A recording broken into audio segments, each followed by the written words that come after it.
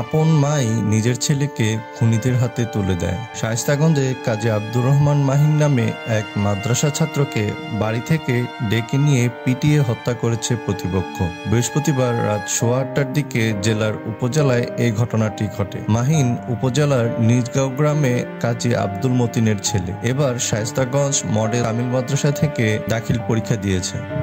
স্থানীয়রা জানায়, ঈদের দিন রাত 8টার দিকে দুই যুবক মাহিনের বাড়িতে এসে তাকে ডেকে শায়েস্তাগঞ্জ রেল জংশনের পাশে দিঘির পাড়ে নিয়ে যায়। সেখানে এলোপাতাড়িভাবে তাকে মারধর করে ফেলে যায়। পরে পথচারীরা মাহিনকে উদ্ধার করে হবিগঞ্জ 250 শয্যা জেলা সদর হাসপাতালে নিয়ে গেলে দায়িত্বে থাকা চিকিৎসক তাকে মৃত ঘোষণা করেছেন। নিহতের বাড়িতে গেলে তার স্বজনরা জানান, মোজাহিদ ও জোনাইদ নামে দুই যুবক মাহিনকে ডেকে নিয়ে হত্যা করেছে। তারা হত্যাকারীদের গ্রেফতারের দাবি জানান। মাহিনের মা রোকেয়া বেগম বলেন, কয়েকদিন আগে মাহিনের সঙ্গে মোজাহিদ ও জুনাইদের ঝগড়া হয়। এজন্য মাহিন তাদের সঙ্গে যোগাযোগ বিচ্ছিন্ন করে দিয়েছিল। সেই ক্ষোভে তারা ডেকে নিয়ে আমার ছেলেকে হত্যা করেছে। তিনি আরো বলেন, মাহিন ঈদের আগের দিন ফুটপাতের দোকান থেকে 3টি পুরাতন পাঞ্জাবি কিনেছিল। সেগুলোর একটিও পরতে পারেনি। খুনিরা বাড়ি থেকে ডেকে নিয়ে হত্যা করেছে। আমি নিজে ডেকে আমার ছেলেকে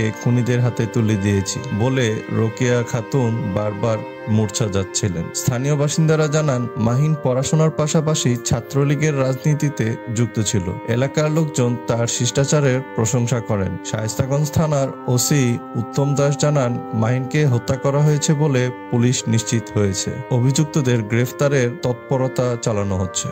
তো বন্ধুরা, এই ছিল আমাদের এখনকার খবর। পরবর্তী খবর শুনতে আমাদের চ্যানেলটি সাবস্ক্রাইব করে রাখুন। আপনাদের একটি লাইক, কমেন্ট, সাবস্ক্রাইব আমাদেরকে অনুপ্রাণিত করে নতুন নতুন আরো খবর আপনাদের সামনে তুলে ধরতে।